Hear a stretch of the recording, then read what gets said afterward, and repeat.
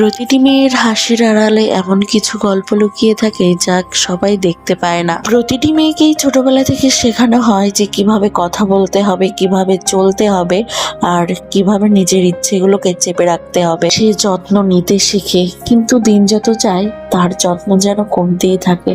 ভুল করলে তাকে কখনো ক্ষমা করা হয় না, অথচ তার কাছে যে বড় বড় ত্যাগগুলো সে করে সেটাকে স্বাভাবিক বলে ধরে নেওয়া হয়। অনেক মেয়েই তাদের স্বপ্ন, ইচ্ছা, আশা, আকাঙ্ক্ষা এগুলো থেকে পিছিয়ে যায় তার পরিবার, প্রিয় মানুষ আর দায়িত্বের জন্য।